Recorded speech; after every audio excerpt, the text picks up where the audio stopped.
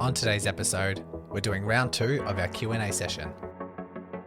Welcome to the podcast helping you overcome your proximal hamstring tendinopathy. This podcast is designed to help you understand this condition, learn the most effective evidence-based treatments, and of course, bust the widespread misconceptions. My name is Brodie Sharp. I'm an online physiotherapist, recreational athlete, creator of the Run Smarter series, and a chronic proximal hamstring tendinopathy battler. Whether you are an athlete or not, this podcast will educate and empower you in taking the right steps to overcome this horrible condition. So let's give you the right knowledge along with practical takeaways in today's lesson.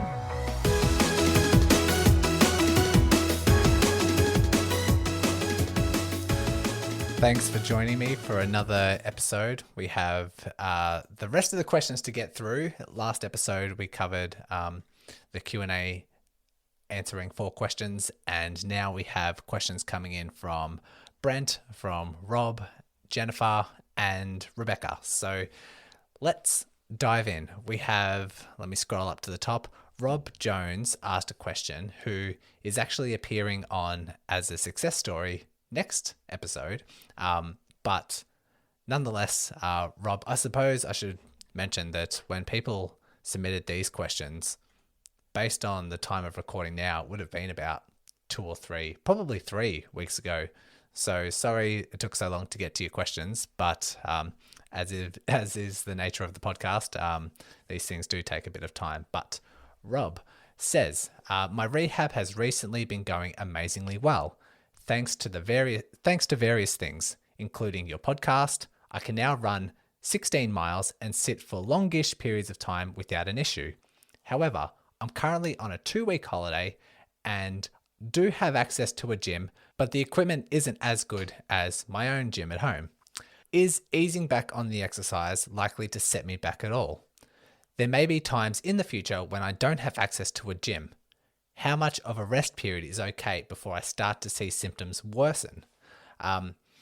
In terms of like symptoms worsening, it'll be really hard to point on that because it depends what else you do throughout. Like you could travel and, be on a long haul flight, and then that might increase symptoms. So it's hard to put a time frame on that. But what I will say is when it comes to easing back into the exercises, will symptoms worse, or will you start to notice things weakening? No, if it is only 2 weeks. So if you go away traveling and you're staying relatively active while you are traveling, you're walking around, you may be doing some hikes, just sightseeing, those sorts of things. If you're relatively active and it's for 2 weeks, no, you won't lose fitness, you won't lose strength. Also no, if it extends beyond 2 weeks and you do a really minimalist rehab. So I'm talking like lunges, talking squats, or maybe just doing some running here and there, whatever you can tolerate. I always say it's hard to gain, but easy to maintain. So if you are doing your rehab, you're doing your deadlifts, squats, lunges, and you're looking to build upon your strength, that's quite hard to do. It does take a bit of time to slowly build up, increase the weights, increase the reps sometimes, increase the time under tension, just make it more difficult. That's a really slow progression that does take several weeks. But once you have made those gains, once you've gone through like a 6 to 8 week training period, to maintain that strength is really easy. You only need to do some strength training maybe once a week, and you're no longer contributing to building upon that strength, but you are maintaining it. When it comes to travel, and when it comes to only 2 weeks, trying to just maintain your level of activity might just be enough to maintain your strength. So in the future, if you are forecasting that you are planning a trip, if you are going away for a couple of weeks and you don't have a gym, you can just plan. Well, it depends on how long you're traveling for, but forecast this and then plan if rehab should be implemented or not. Let's just say if I'm going away, if I'm going to Italy for 4 weeks and I know I won't have access to a gym, and I know it's 4 weeks. So 4 weeks is quite considerable. If I did nothing in 4 weeks, I'd probably start losing strength. But what am I doing when I am traveling? If I'm hiking, if I've got a heavy backpack and I'm hiking for a week out of those 4 weeks, well, that's something. That's a lot of strength that's required that will help, maintain my strength. What else am I doing? Will I be walking most days? Or am I just relaxing by the pool? If I know I'm traveling for 3 weeks and I'm just going to be relaxing, staying at a resort and not really doing much, then I'd probably want to be a little bit more proactive with preserving the strength. And it doesn't have to be a lot. You don't have to go find a gym somewhere and start lifting heavy. You can do lunges or step ups and just have a weighted backpack on yourself. Usually when people travel, they have a backpack or they have a suitcase. They can just hold that while they do their step ups or their lunges. You can do some Nordic hip dips, which don't require weights at all. You just tuck your heels underneath a piece of furniture or have someone hold them in place, and then you just dip forward, hinging at the hips like a drinking bird. Bridges on a chair, single leg bridges. You can bring some resistance bands and do crab walks, side to side shuffles, or some resisted band hamstring curls. All of this isn't anything like the slow, heavy stuff at the gym, but it's at least some stuff just to preserve your strength. But like I said, that's only if in that scenario where I forecast and said, okay, I'm traveling for 3 weeks, I'm not going to be doing much. Or let's just say it's on a cruise that doesn't have a gym and you're just going to be relaxing the entire 3 weeks. Maybe just have a few proactive measures just to maintain some strength. But like I said, hard to gain, but easy to maintain. You just need to be a little bit more, a little bit proactive and forecasting what you should do. But I should say as well, if you do go on a cruise, or let's just say you're unwell for 3 weeks, and you're mainly bedridden, just doing very light movement around the house when you are unwell, yes, you will lose strength, but it's easy to rebuild that strength. It's a lot easier than the initial steps, the initial 6 to 8 weeks to build up that strength. It might only take 2 to 3 weeks this time, just because your body's recognized it, it's remembered it, and it just rebuilds a lot quicker. So just keep that in mind. Hope that helped, Rob. We'll chat to you next episode with your success story. Next one I have is coming from Brent, who said, on one of the podcasts, you said you cycled Rehab doing run, bike, run, strength, rest. I can't remember saying that. Maybe I did. Maybe on the earlier episodes, which is probably why I can't remember it. But apparently, so I was doing a run, the next day bike, then run, then strength, then rest, and just putting that on repeat. And Brent continues, I'm currently trying to implement that cycle, but I'm also alternating stage 2 and stage 3 rehab of the Maliara study in the mornings of those days, all those days that aren't rest. So on the run, bike, run, strength days, alternating doing stage 2 rehab exercises and stage 3 rehab exercises, which I'll talk about in a second. Brent continues, are the rehab stages considered strength training? And if so, is it too much strength taking away from my run and bike days? So for those who aren't familiar, the Goom and Miliara study mentions progressing your rehab through certain phases. Let me scroll up so I can try and find what episode it was. Episode 4, which was titled 3 Stages of PHT Rehab, which covers that particular article. But essentially, like stage 1 is quite easy exercises, stage 2, progressing, stage 3, progressing even further. The exercises that are in stage 2 that paper studies was things like a prone leg curl, so a resisted leg curl lying on your stomach. A supine leg curl, so you're lying on your back and you're doing a bridge, but you're curling your foot back and forth with something like a skateboard or a hamstring slider. Nordic hamstring exercises are in stage 2, and also some bridging progressions like adding weight, those sorts of things. So not a lot of hip flexion, not a lot of tendon compression. But stage 3 does introduce tendon compression. So that has Romanian deadlifts, step-ups, lunges, hip thrusts, and single leg deadlifts as some of the examples given in that study. So starting to introduce more of the hinging, bending type of activities. So Brent is alternating stage 2 and stage 3 exercises almost every single day. and is wondering if that is considered as strength training or if it's, all just being too much. I would consider strength. When someone says I'm doing strength training, I am picturing the aim to build upon force, the ability to produce force, the ability to push, pull heavier amounts, like a structure, a design that is having the aim for you to lift heavier and produce more force with your muscles. And so sometimes rehab might count as strength, but it depends on where you are in the progression chart. And once you have progressed to something that is pure strength, you simply can't do it every day. You need the right balance. So people might think that they're doing strength, but let's just say they're doing body weight double leg bridges.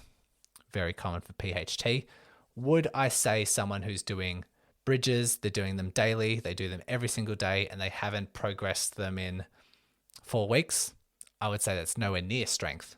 Yes, you're activating your muscles to do that exercise, and yes, it might actually help the tendon, but it's not strength. That would be more rehab because you have no intention to build upon. You're probably not pushing the capabilities in terms of what the tendon and the muscles can produce, and they're just not going to adapt to become stronger because it's just been maintained for so long. And so if you do get to, say, stage 3 exercises where you are doing deadlifts, step-ups, lunges, hip thrusts, single leg deadlifts, and you're progressing those particular weights every other week, progression is always in mind, and all of those exercises are kind of just pushing those capabilities. You're really like pushing the envelope of how much you can lift and, exceeding that week by week as the body adapts. That's definitely strength. But like I said, if you do eventually get towards strength, like if you are purely strengthening your body with these exercises, you can't do it every day. You won't be able to do what Brent's doing of stage 2 and 3, alternating days, doing it 6 days a week, I guess, based on this schedule, because the body needs to recover. You need to really challenge your body with really heavy strength, but then the body needs some recovery time. That way, the tendon and the rest of the body sort of adapts, gets stronger in that recovery mode, and then it can repeat that same thing again or a bit stronger a couple of days later. So you do need to really find the balance between strength and recovery. And sometimes the tendon might be too irritable to get to this particular stage where it does need that recovery afterwards or lifting that heavy, but that's always the goal of rehab. Should eventually progress to that point where you are getting quite heavy. So yes, you do need to start doing it less often so the body does have time to recover. But we also know, and a lot of you listeners may be in this camp as well, that sometimes loading on most days helps the tendon, has that analgesic effect, reduces the amount of pain that you have, reduces symptoms. And so sometimes it's nice to load it most days. But that's where we need to have that real fine balance. Sometimes you need to have some heavier days to sort of push your capabilities. Sometimes you need to have some lighter days if you feel like you need to, if you're compelled to do it most days for that analgesic effect. So this is where it says in that Goom Maliara study that when it comes to the end stage of your rehab, if you're sort of getting to stage 3, getting to some plyometrics and, you're doing quite well in terms of, tolerating that, you can have a cycle of high, low, medium, rest days. So you have a high or a heavy day. The next day after that, you're still loading it, but it's an easy day. Then it's fairly recovered after that easy day. So then you go to a medium day, then you go to rest, and then on repeat, high, low, medium, rest, high, low, medium, rest. And the paper suggests this because this seems like a pretty good balance between strength, between recovery, and that also sprinkling in that analgesic loading for tendons, because you're loading 3 out of the 4 days, but it has that cycle of heavy, but also low. So might not work for everyone, but it does work really well for most, especially if you are at that stage where you are doing quite heavy deadlifts, step-ups, lunges, those sorts of things. But then we need to add in some complexity, especially for Brent and runners and triathletes that are out there, because we need to find ways to sprinkle in some cardio. When do we do our runs? When do we do our bike rides? So this will just change depending on for everyone. So your routine might change from the high, low, medium rest depending on your unique circumstances.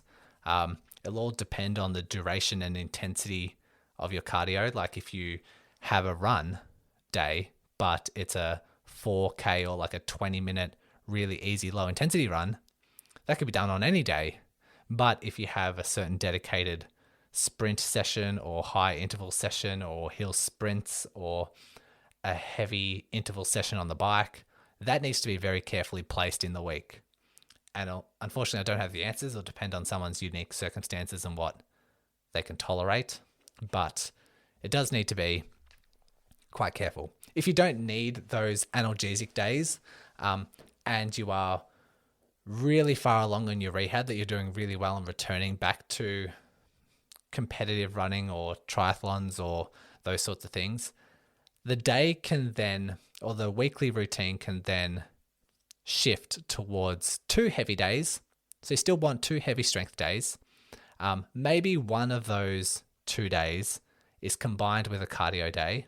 So maybe on a Monday, you do your heavy stuff and that's all you do.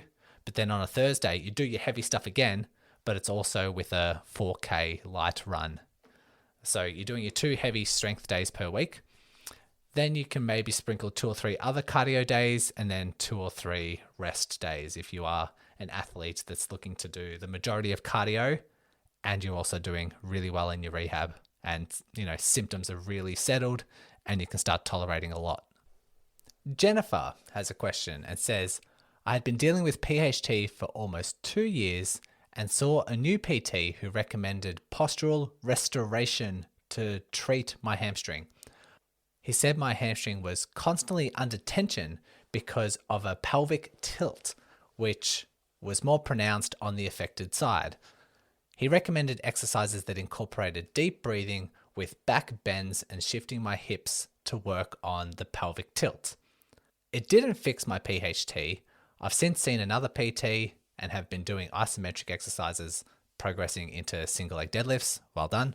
But I'm so paranoid about this injury that I can't stop doing the silly breathing exercises in case they help. Do you know if anterior pelvic tilts can be a cause of PHT or if there's any benefit to correcting the tilt? What a fantastic question. Thank you, Jennifer, for asking this. So for those who aren't familiar with a pelvic tilt, if you were to sit in a chair and just be in a neutral sort of posture, and then go to extend your back, so you're increasing the curve that is in your lower back, you'll notice that the pelvis kind of rolls forward, what we call anterior tilt, and you sort of go from sitting, you sit more onto your sitting bones. That's anterior pelvic tilt, which is what Jennifer was saying on her affected side. That one side of her pelvis is anteriorly tilted more. And I hear this a lot. I hear questions or suggestions from therapists like a pelvic tilt or a leg length discrepancy or a spine malalignment or any sort of repositioning or imperfect alignment that may be a cause for their injury, no matter what the injury is. And I was taught this at uni too, a little bit, and I was always very skeptical. For example, when it comes to leg length discrepancy, I'm not sure if I've talked about this on the podcast before or not, but leg length discrepancy has been prescribed or diagnosed or suggested as a cause for a pathology for a very long time. Still to this day, very popular, saying, oh, you have a 5 mil difference from your right to left, which is causing a tilt in your pelvis, which is causing your spine to be malaligned, and it is one of the causes for your injury, no matter what the injury is. People fail to, or maybe the therapist doesn't know or failed to tell you that leg length discrepancy is extremely normal. 95% of the population have some sort of leg length discrepancy. Granted, it is quite low, or the average leg length discrepancy is only about 5 mil, so 5 millimeters, but sometimes that's what people are diagnosed with. They say, oh, you have a 3 millimeter difference on your right side to your left. It's causing all kinds of disruption in your body. And it has been shown that having about a 20 millimeter difference in leg length discrepancy is what it takes to start to perform biomechanically different. That might start to maybe have an effect on your body. But we know that people with more than a 20 mil difference is less than 1% of the population. So it's quite rare. And well, I wouldn't say quite rare, 1 in 100, but so many people are coming back saying, oh my God, I have a 5 mil difference right to left. Can you fix me? Can you realign me? But it's essentially a normal finding and hasn't really been shown to create a significant difference in your muscle activation or strain on any particular type of your body part. And so what Jennifer's saying here is they've found an anterior pelvic tilt on one side of the body, which is probably only a couple of mil. And I haven't seen your pelvis, Jennifer, but I'm skeptical, and I'm probably teetering on the same line as this leg length discrepancy. It's probably very minor. It's probably quite normal. And yes, theoretically, if you have an anterior pelvic tilt purely based on the anatomy, the hamstring might have a little bit more tension on that side than the other side, but it is probably negligible. It's probably so small that wouldn't make a difference, especially because you've had that same tilt your entire life. This comes back to, say, leg length discrepancy. If someone has a 3 mil leg length discrepancy, they've had that 3 mil leg length discrepancy throughout their whole adult life, and nothing's happened to them beforehand. People run, cycle, swim, bend, do all these things with this 3 mil difference. It's only until they're injured that someone eventually identifies this leg length discrepancy and say, this is the cause. That just increases my skeptical nature.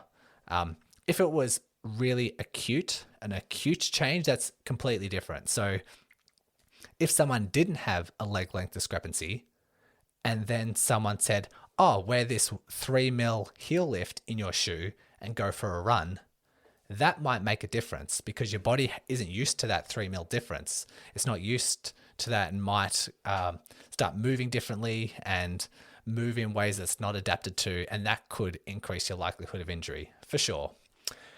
If you, I don't know what sort of accident or something might cause a acute change in pelvic tilt, but yeah, completely different story. But if you've had that same tilt your entire life, it's negligible, and there's not really much you can do about it. Theoretically, I was told this at uni, or I think my boss at my private clinic that I was working at told me, if someone has an anterior tilt, you can strengthen their abdominals, release their back muscles, pretty much release what's on the loose end. Strengthen what's on the loose end and loosen what's on the tight end, and then maybe that pelvis will realign itself or correct itself. I'm even more skeptical about that than everything else. People just move in the way that they move. Their anatomy, we know that everyone's posture, alignment, anatomy is different, and they're used to moving in that way. And if it's so minute and it's so negligible in terms of millimeters here and there, I say just leave it. And I'd say just let them move the way they want to move and just strengthen what's weak, build up the capacity of what is sore, and people get better. It's really simple. And one thing I don't like, people can probably tell, there's an undertone of a little bit of outrage and a little bit of, I guess, anger in my tone when I talk about these sorts of things. It's because this particular approach is very common, but is detrimental to the patients, detrimental to the clients, because I'm not sure about Jennifer, but I've seen people being told this and they're alarmed. It's very threatening language to say, your body is letting you down. Your body is collapsing. Your body is tilted. Your pelvis is out of place. All these sorts of things. I've had people go to their health professional, come back really worried, really concerned, and scared, anxious. It's very threatening language. And so for someone to be so alarmed for something that's not evidence-based and not shown to be that effective or that level of contribution to the injury, it just gets me angry. So I guess that's probably why. So I hope this has maybe helped allay some of those fears, Jennifer. Hopefully it's helped maybe calm down those things. But one thing I will say is you mentioned that you're persisting with doing these breathing exercises because you're paranoid that like maybe it might help. You're not sure. I would say that with treatment, you should see a noticeable improvement. If you're not seeing a noticeable improvement, it's time to change something. It's time to change how you do. I would say that there's some cases out there that they do these breathing exercises and they feel significantly better. Why it's actually feeling better, I have no idea. Maybe they're calming down their nervous system. Maybe it's changing them, making them move in a different way that makes them feel better. I don't know. But you've mentioned in your question that you've tried doing them and they're not that effective. You didn't notice an improvement and you've since moved on to do other things. But I would say if you haven't noticed improvement, there's no point doing them. Same with someone who might start doing deadlifts, or let's say might start doing bridges and see initial success, but then continue doing the bridges and not see any more improvement, but they continue doing those bridges for 6 months. Do something different if you're not seeing a noticeable improvement. And when it comes to, say, people that have been told that they have a tilted pelvis and they do all these like correction exercises and it might help in the short term, they might have something released here, something adjusted here, maybe something manipulated here to realign them and they feel really a lot better. But next week they're back to where they started. I would hope that something a long-term management plan or long-term strategies are in place and not just relying on that short-term fix every time. Because this is where we do see improvements week by week when you do the strength and conditioning that is evidence-based and does work for most. And I suppose, Jennifer, if you were to do all these deep breathing exercises and not see a difference, but then you start doing heavy deadlifts and things do start getting better, I would not worry one bit about continuing to do those breathing exercises because like I said, I'm very skeptical. I don't really prescribe to that narrative. And, I see people with PHT all the time. In most cases, you strengthen them up. In most cases, they get significantly better. So keep that in mind. Hope that helps. Our last question comes in from Rebecca, who says, when the PHT is responding well to a solid rehab plan, at what point can strides be reincorporated into a return to run routine? Or does the PHT need to be remedied first? Thanks, Rebecca. Firstly, for those who aren't familiar what strides are, so if you are a runner, strides are essentially finding 100 yards or 100 meters of flat, straight running. And what you do is you do repeats of faster efforts. So you start you actually start quite slow, but you accelerate for about 10 to 15 seconds, hold a top speed for 5 to 10 seconds, and then start decelerating. And so what someone would do, it's a good opportunity to introduce quite fast speed, particularly if you can tolerate it. If someone isn't injured and they want to do strides, they're getting close to their max sprint and they're doing it for very short periods. And they stop, they recover, they turn around and they repeat that. Sometimes 4 to 8 times would be like a particular session, mostly or commonly done after a run. So like after a 30-minute slow run, that's when you'd do these repeats and then finish that overall workout. So thanks, Rebecca. To answer your question, no, the PHT doesn't have to be cured before you start doing strides. I would say it's a similar concept to when to introduce running. Running should be a part of the rehab, not the end result.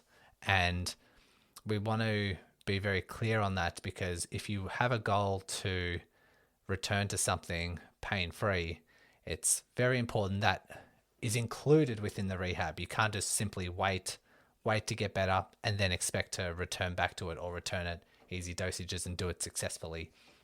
The most effective way to do it is to slowly integrate it, even if you are still managing the condition and even if you're still a little bit symptomatic. It's good to just poke into it, see how the body responds, and try and find the right amount that doesn't spark symptoms, similar to with everything that we're doing in your rehab with the strength and cardio, everything else. We just do a little bit, see how things respond, do a little bit more. And everyone with PHT will have different goals. Some might be running, some might be triathlons, some might be just wanting to do some gardening, some might just be sitting at a desk for 6 hours, might be their goal. But we're just trying to help the body respond to these certain stimuluses by just getting them to do it. You can't try and strengthen the PHT, wait for symptoms to go, and then expect to sit for 6 hours and be totally fine with it. You might start by sitting for 30 minutes and being okay with that, and sitting for 60 minutes and then, being a little bit sore afterwards, but back it off with some recovery, do it again for 60 minutes. And then once you're tolerating 60 minutes, do it for 80 minutes. It's all about just poking into it, fluctuating into the challenging, push the envelope sort of stuff. And it's essentially just trying to find where that adaptation zone is, where that sweet spot is, and trying to foster the right environment for adaptation. And so strides are no different. Well, they are a little bit different, but the concept is exactly the same. And why I sort of push this concept is because you could be completely, or you could be waiting.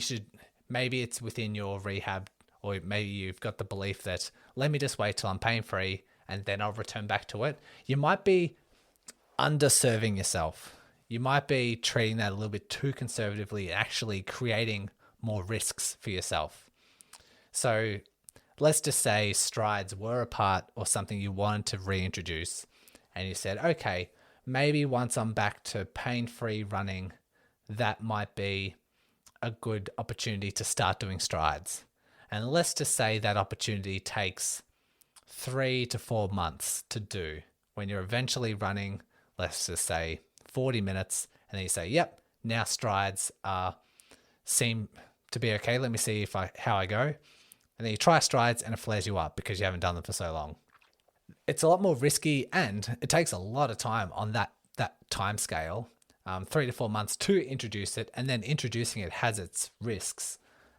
You're better off saying, okay, yes, it's okay to have some benchmarks. It's okay to have some benchmarks in place before reintroducing something. I would never introduce strides for someone who can't run slow for certain amounts. That's not in the same. We work up that rehab ladder that I mentioned on the podcast so often. You don't want to skip steps in the rehab ladder. You want to slowly progress through that. But if you are running small amounts and doing it successfully, well, let's try strides. Let's try 1 repeat and see how you go. If that's okay, maybe next time we try 2. But that concept is always there. And it's what I've found to be, I guess, the most efficient, the most effective, because we're kind of time efficient because we're introducing this, we're sprinkling it into your rehab before you have to get to quote unquote cured of PHT before we're reintroducing these things. I would say the benchmark would possibly be continuous slow running for 30 to 40 minutes for most before reintroducing speed. Would be my just general vague kind of understanding, or I guess like a safe option. If someone can only run 10 minutes, if they run 15 minutes, they flare themselves up, I wouldn't introduce speed.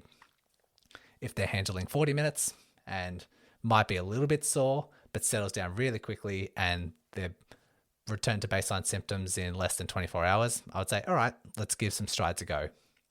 And for those who have worked with me, for those runners who have worked with me and strides are on their plan, you would know that I have a pretty methodical way of progressing through strides. Let me bring it up now because I can easily pull up the generic table that I have for some. So phase 1 for a stride that I have for most of my clients is 4 repeats, and the max sprint that they're approaching in that session is 75% of their max sprint. For some people, I might change that to 60, but it's also quite hard to, I guess, comprehend when you are running it quite fast, what percentage that is of your max sprint. You can use power if you've got a foot pod. You can use speed if you want to quickly look at your watch while you're looking at it. But for the most part, I usually just use a general feel. Just try your best. 75% of your max sprint and repeat that 4 times. But that's not 100 meters of sprinting at 75% of your max sprint. That is slowly accelerating from meter 1 for accelerating up to that point, and it takes you about 15 seconds to slowly accelerate up to that point. Then you're running at 75% of your max sprint for about 8 to 10 seconds. After that is when you start slowing down, completing that overall stride workout. So 4 repeats of that at 75% of your max sprint is phase 1, what I would call phase 1 for most people. Phase 2, you're doing exactly the same thing, but instead of 4 repeats, you're doing 6. I have it up to about phase 4, which is when we're doing about 5 repeats, but then we're increasing the max sprint. So instead of 75%, you're then going to 80 to 85 of your max sprint. And all the while, we're knowing that you tolerate phase 1. If you can tolerate that, we observe symptoms afterwards. If you return back to baseline less than 24 hours, we know that was tolerated. Next time, we might want to try either repeating phase 1 or have a go at phase 2. But similar to Rebecca's question, if you have any other questions about, I guess, introducing things, when is it time to do this? When is it time to do more sitting or sit on a firmer surface or introduce interval sessions on a bike? It's not too hard just to introduce a little bit at a time. See if it makes sense. Like, you should be pedaling on a bike for 30 minutes before you can even think about doing any sort of short interval sessions. But give it a go. Give it a go just a little bit and see how you feel. You're relatively safe if you just do a little bit, because if it does flare you up, it's not for very long and you'll learn from it. But if it was successful, then you can just do a little bit more next time. And so I guess that's my approach for most things. Don't wait until it's totally feeling better, because who knows when that is? Who knows when that's going to happen? And you could be running pain-free for 2 weeks and think it's better, but then you overdo yourself and it returns. So there's never really like a moment. There's never really one moment to say, finally my PHT's gone. You can just slowly tolerate more and more and more until you eventually reach your goal. Hope that helps. Thanks for everyone submitting those questions. I know this was over 2 episodes, but 8 questions and a lot of value coming out of these questions. So I look forward to the next Q&A. I'll post on Facebook groups and across my social media. And if you see one, feel free to submit.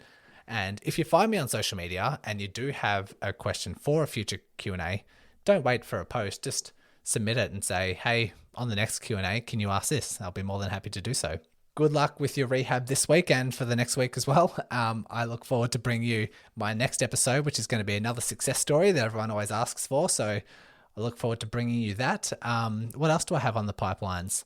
I have another interesting success story coming up, which isn't necessarily about PhD, but I'm really excited to bring you this one. And I also have another episode on the difference between tendon rehab between males and females. So I've got a fair few in the pipeline. Looking forward to releasing that onto the feed and getting you to have a listen. But until then, like I said, good luck with your rehab and take care.